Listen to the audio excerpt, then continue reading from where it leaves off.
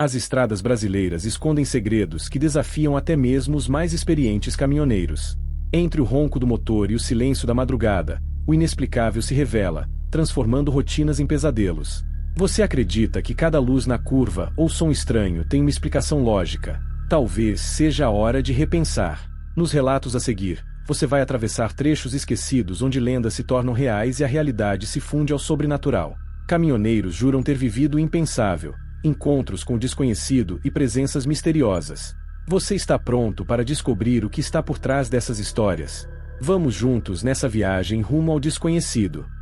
A Curva do Desespero. Era uma noite sem lua, e a BR-16 parecia ainda mais isolada sob o peso da chuva incessante. Jonas, um caminhoneiro experiente, seguia a viagem transportando uma carga de grãos rumo ao interior de Minas Gerais. Ele já estava acostumado à solidão das estradas, mas algo naquela noite parecia diferente. O ar estava mais pesado, e um silêncio incomum pairava ao redor, como se o próprio mundo prendesse a respiração. O trecho em que estava era conhecido por sua sinuosidade e pelas lendas sombrias contadas pelos moradores locais. Um ponto específico, chamado de Curva do Desespero, era palco de histórias inexplicáveis e acidentes fatais que intrigavam até mesmo os mais céticos. Enquanto Jonas dirigia, o som do motor do caminhão e o ritmo constante da chuva contra o para-brisa eram seus únicos companheiros. Ele estava perdido em seus pensamentos, refletindo sobre as dificuldades de sua vida na estrada, quando avistou uma figura solitária na beira da pista. Um homem acenava desesperado, como se a própria sobrevivência dependesse de ser notado. Jonas hesitou. A prudência o alertava para não parar. Afinal, havia muitos perigos naquela região isolada. Mas algo na expressão do homem, quase suplicante, o fez mudar de ideia. Ele estacionou o caminhão alguns metros à frente e esperou. O homem se aproximou rapidamente, a chuva encharcando suas roupas antigas e gastas. Ao entrar na cabine, agradeceu com um tom rouco e baixo, quase inaudível. Disse apenas: "Me leve até a próxima curva." Jonas tentou puxar conversa, mas as respostas eram sempre monossilábicas ou incompletas. Havia algo de estranho em sua presença, o cheiro de terra molhada e um frio que parecia irradiar de seu corpo. O caminhoneiro tentou ignorar o desconforto crescente, mas notava a cada minuto que o passageiro parecia mais pálido, quase translúcido sob a luz intermitente do painel. Ao chegarem à famigerada Curva do Desespero, o homem pediu para descer. Jonas estacionou no acostamento e, quando virou para olhar o passageiro, o banco do carona estava vazio. Um arrepio percorreu sua espinha. Ele desceu do caminhão e olhou ao redor, chamando pelo homem, mas não havia sinal de ninguém. O chão de barro mostrava marcas de pés descalços, que desapareciam misteriosamente a poucos metros da estrada. A mente de Jonas buscava explicações lógicas, mas nenhuma fazia sentido. Na manhã seguinte, Jonas parou em um posto de gasolina para tomar um café e tentar dissipar o medo que o acompanhava desde a noite anterior. Compartilhou o ocorrido com o frentista, que imediatamente empalideceu. "Você encontrou o fantasma da curva", disse ele. "Esse homem morreu ali em um acidente anos atrás." Desde então, muitos caminhoneiros relatam vê-lo pedindo carona. Ele sempre desaparece ao chegar na curva, onde perdeu a vida. Jonas sentiu um frio na espinha. Não era o primeiro a viver aquilo, mas a experiência ainda parecia irreal. Tomado pela curiosidade e um estranho senso de responsabilidade, Jonas decidiu voltar ao local no dia seguinte. Queria entender o que havia acontecido e, talvez, encontrar uma forma de ajudar a alma perdida. Ao retornar à curva, encontrou um pequeno memorial à beira da estrada, uma cruz enferrujada cercada de flores murchas. O nome gravado na placa chamou sua atenção: Augusto Pires. Era o mesmo nome que o homem misterioso havia murmurado ao entrar em seu caminhão. Jonas ajoelhou-se diante do memorial, sentindo uma mistura de medo e compaixão. Sussurrou uma oração, pedindo paz para Augusto. As semanas passaram, mas Jonas não conseguia esquecer a experiência. Os pesadelos começaram a assombrá-lo. Em seus sonhos, via Augusto acenando na estrada, sempre dizendo as mesmas palavras: "Ainda estou preso aqui." A voz ecoava em sua mente, deixando-o perturbado durante o dia. Jonas começou a se questionar se deveria voltar à curva novamente para tentar libertar o espírito, ou se deveria simplesmente evitar aquela região para sempre. Em uma noite de insônia, Jonas decidiu pesquisar mais sobre Augusto. Descobriu que ele era um caminhoneiro que havia morrido ao desviar de outro veículo na curva. Sua morte foi instantânea, mas as circunstâncias nunca foram completamente esclarecidas. Alguns acreditavam que ele havia sido empurrado para fora da estrada por uma força invisível. Outros juravam que Augusto ainda vagava pela região, preso entre o mundo dos vivos e dos mortos. Sentindo-se compelido a agir, Jonas voltou ao local mais uma vez, desta vez levando um padre da região. Realizaram uma oração e um ritual simples, pedindo para que a alma de Augusto encontrasse descanso. Durante o ritual, Jonas sentiu uma estranha sensação de paz. Quando tudo terminou, ele olhou para a estrada deserta. Pela primeira vez em semanas, não sentiu medo. Sentia que Augusto havia finalmente partido. Mesmo assim, a curva do desespero continuava a carregar seu ar de mistério. Muitos outros caminhoneiros relatavam eventos estranhos, e Jonas sabia que, embora Augusto pudesse ter encontrado paz, havia algo mais naquela curva. Algo mais antigo, mais sombrio e inexplicável. Ele nunca mais passou por ali durante a noite, mas o medo e a curiosidade o acompanhavam em cada viagem. O que seria essa força que habita as estradas? E Jonas teria coragem de encarar novamente os mistérios que a espreitam? Essas perguntas continuavam a rondar sua mente, deixando um gancho para os próximos relatos de terror que ele mal sabia que estavam por vir. A noite do comboio perdido. Há algo de peculiar em dirigir pelas estradas desertas do Paraná à noite, especialmente em trechos cercados pela densa vegetação da Mata Atlântica. Para Carlos, um veterano caminhoneiro que já havia percorrido o Brasil inteiro, aquela região tinha um ar quase proibido. A cada viagem, ele ouvia rumores entre os colegas sobre um comboio fantasma que vagava por ali. Alguns diziam que eram caminhoneiros mortos em um terrível acidente, condenados a rodar eternamente. Outros acreditavam que eram almas atormentadas, presas entre este mundo e o próximo. Carlos nunca dera ouvidos a essas histórias, até aquela noite. Era por volta de meia-noite quando Carlos entrou em um trecho particularmente isolado da BR-376, conhecido como Estrada do Silêncio. A neblina era tão espessa que os faróis do caminhão mal iluminavam alguns metros à frente. O som do motor era a única coisa que o mantinha acompanhado naquele mar de escuridão. De repente, ele avistou luzes ao longe, formando o que parecia ser um comboio de caminhões. Aliviado por encontrar companhia, acelerou um pouco para alcançá-los. Quando finalmente se aproximou, algo parecia errado.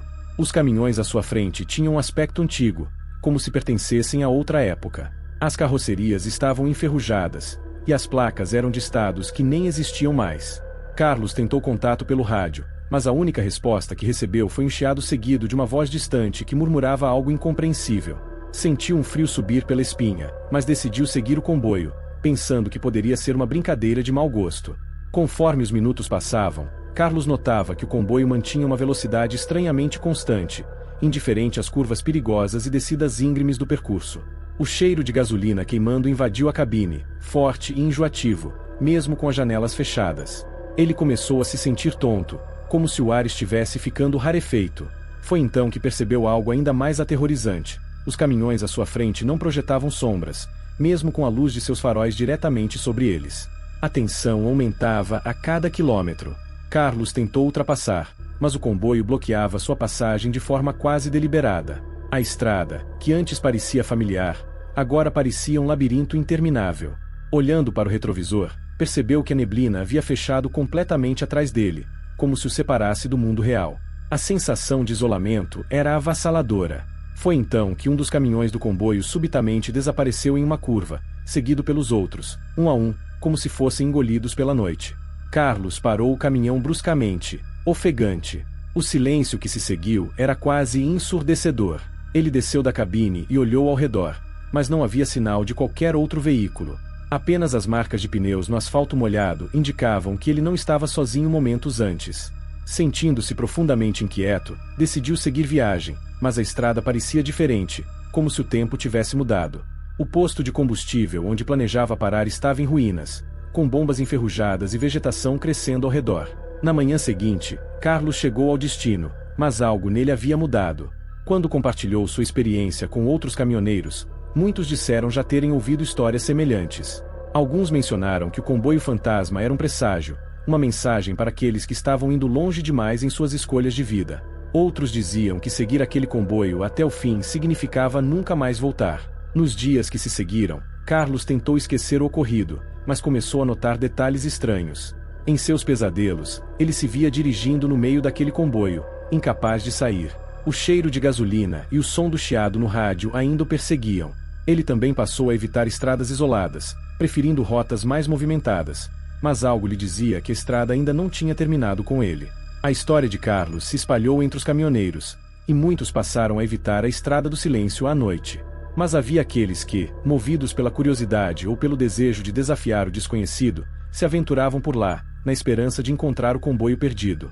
Será que eles também acabariam presos na mesma maldição? Carlos nunca soube ao certo, mas algo lhe dizia que o perigo na estrada era muito maior do que simples acidentes. Algo estava à espreita, esperando por aqueles que ousavam atravessar seus domínios.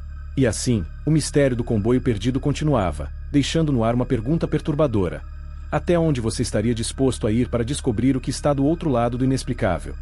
O passageiro da madrugada. Nas estradas longínquas e quase desertas do sertão baiano, circulavam lendas que deixavam muitos caminhoneiros inquietos.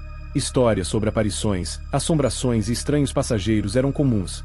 Mas José, um motorista experiente, não era homem de se assustar facilmente. Ele acreditava que tudo podia ser explicado, até aquela noite fatídica. José transportava uma carga de frutas para um mercado em Salvador. O caminho era conhecido, mas exigia atravessar uma região remota com quase nenhuma iluminação. Por volta das 2 da manhã, a lua cheia iluminava precariamente a estrada enquanto ele dirigia concentrado, embalado pelo ronco do motor e pela música que tocava no rádio. De repente, ao passar por uma curva acentuada, avistou um homem parado à beira da estrada, acenando freneticamente.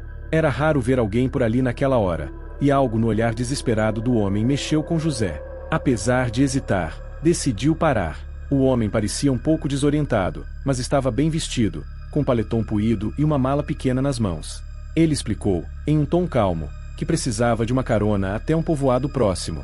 Sem desconfiar de nada, José concordou e abriu a porta. No início, a viagem foi silenciosa. O passageiro, que disse se chamar Antônio, olhava fixamente para frente, com as mãos segurando firmemente a mala. José tentou puxar conversa, perguntando de onde ele vinha e para onde ia, mas as respostas eram vagas e monossilábicas.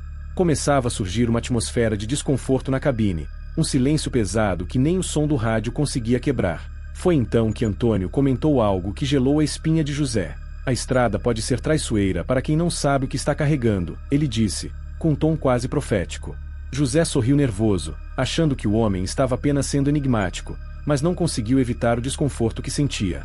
Logo depois, o rádio começou a emitir chiados e a música desapareceu completamente, deixando apenas o som do motor e o leve assobio do vento. À medida que a viagem prosseguia, José notou algo ainda mais estranho. Sempre que olhava para o passageiro pelo canto do olho, parecia que a figura dele ficava ligeiramente desfocada, como uma imagem em uma televisão antiga. Ele tentou se concentrar na estrada, mas a inquietação crescia. Decidiu fazer uma parada em um pequeno posto que sabia estar próximo, mas, ao chegar, encontrou o lugar completamente abandonado. As bombas de combustível estavam enferrujadas, e o lugar parecia não ser usado há anos. Antônio permaneceu em silêncio enquanto José descia para esticar as pernas. Ao retornar ao caminhão, percebeu que a mala do passageiro estava aberta no banco. Dentro, havia apenas um jornal antigo, com uma manchete que fez o coração de José disparar. Homem desaparecido na região é dado como morto após acidente. A foto na matéria era inconfundível. Era Antônio. Atordoado, José olhou para o banco do passageiro e viu que estava vazio. O homem havia desaparecido sem deixar vestígios. A porta do caminhão ainda estava trancada, e não havia como ele ter saído sem que José percebesse. Sentindo o medo que nunca experimentara antes, ele ligou o motor e acelerou para sair dali o mais rápido possível. Nos dias seguintes, José compartilhou sua experiência com outros caminhoneiros. Alguns riram, dizendo que ele estava cansado e imaginou tudo. Outros, porém, confirmaram que já haviam ouvido histórias semelhantes sobre um passageiro que desaparecia misteriosamente. Muitos acreditavam que Antônio era uma alma penada, presa na estrada onde encontrou seu fim trágico. José decidiu nunca mais dar carona na madrugada. O acontecimento marcou profundamente, e ele passou a evitar aquele trecho da estrada. Porém, em noites solitárias, ainda se pegava pensando em Antônio e na pergunta que nunca conseguiu responder. O que realmente estava carregando em seu caminhão naquela noite? E o que a estrada ainda guardava para ele? Assim, mais uma lenda ganhou vida entre os caminhoneiros, deixando um aviso sombrio: cuidado com quem você convida para entrar na sua jornada. As estradas podem parecer simples vias de conexão entre cidades, mas, como vimos, elas guardam segredos que transcendem a compreensão humana. Os relatos que você ouviu hoje não são apenas histórias de medo, são lembretes de que o desconhecido está sempre mais próximo do que imaginamos. E agora, resta você refletir. Estaria disposto a encarar esses mistérios, mesmo sabendo que pode estar escondido na próxima curva? O que você faria se estivesse no lugar desses caminhoneiros? Continuaria em frente ou daria meia volta? As respostas não são simples, mas uma coisa é certa: cada estrada tem sua própria história, e muitas delas continuam sem solução. Se você gostou dessas histórias e quer continuar explorando os mistérios que rondam o nosso mundo, não esqueça de se inscrever no canal e ativar as notificações. Assim, você não perde nenhum novo relato assustador. E lembre-se, o desconhecido está sempre por perto, esperando para ser descoberto.